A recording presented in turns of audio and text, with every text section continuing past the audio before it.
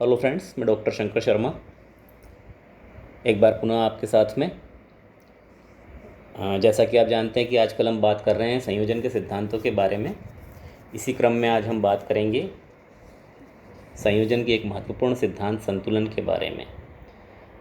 संतुलन का सिद्धांत चित्र में अत्यंत आवश्यक है। चित्र के जो तत्व होते हैं जैसे रेखा, रंग, तान आदि, इन सभी का चित्र में संतुलन अत्यंत आवश्यक है।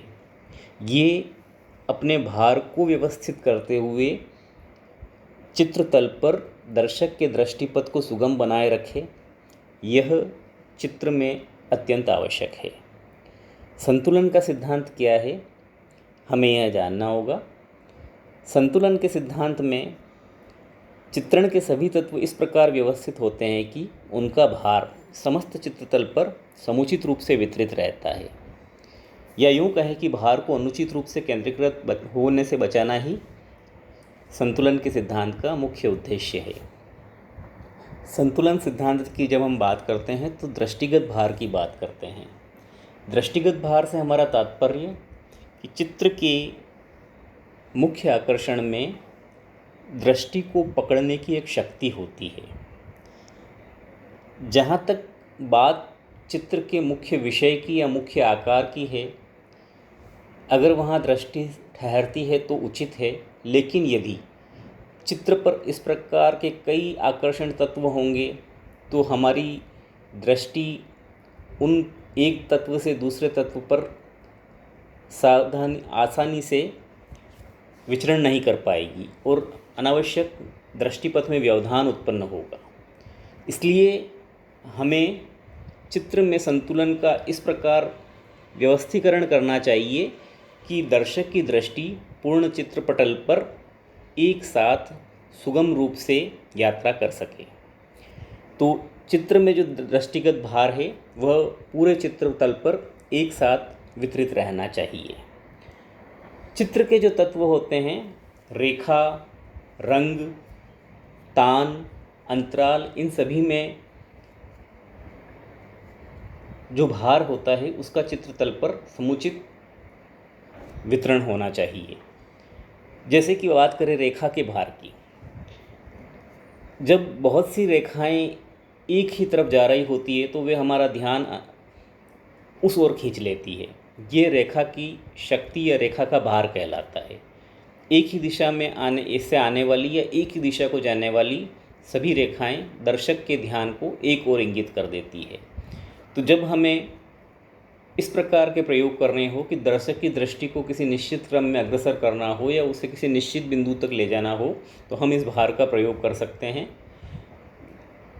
इसके अतिरिक्त हमें यह ध्यान रखना होगा कि दर्शक रेखा के भार में उलझकर और किसी निश्चित स्थान पर ही नहीं ठहर जाए। अतः रेखा के भार को कलाकार को बड़े ही ध्यान से चित्र में प्रयुक्त करना होता है।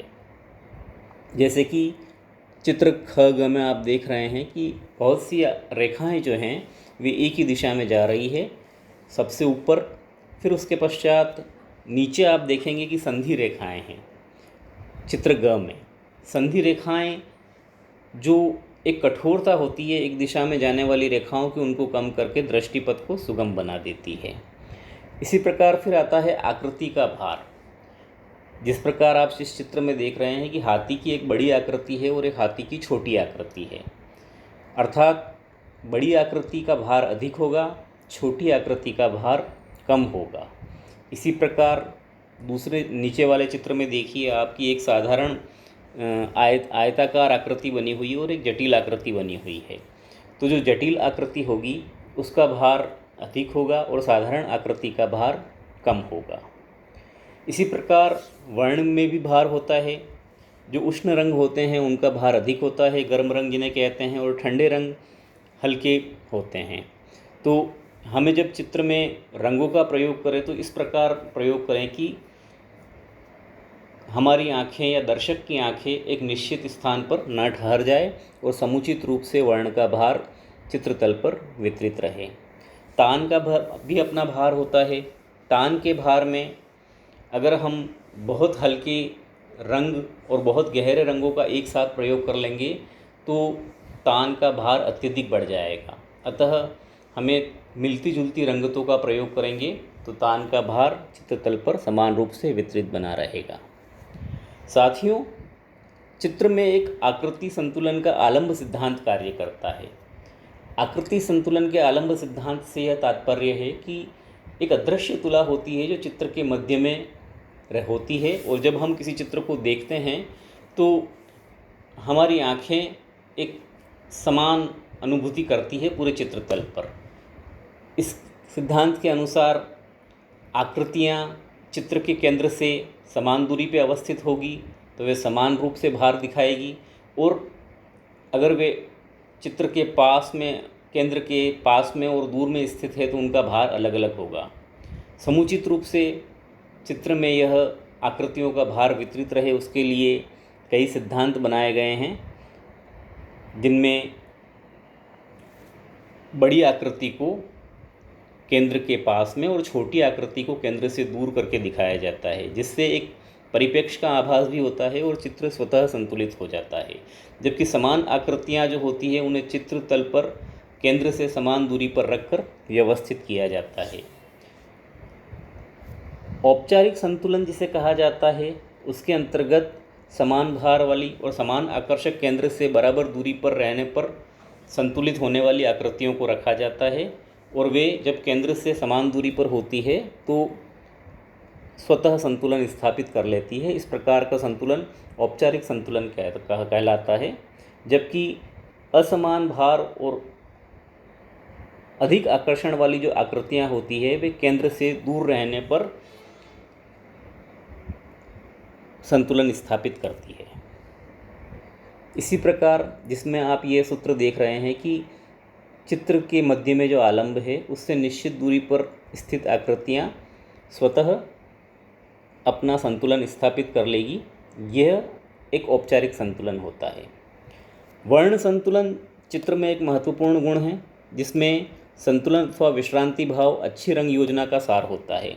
रंग संतुलन के लिए विस्तार सिद्धांत साधारणतया प्रयुक्त होता है, जिससे तात्पर्य यह है कि उष्ण रंग जो होते हैं उनका भार अधिक होता है और शीतल वर्ण जो होते हैं उनका भार कम होता है।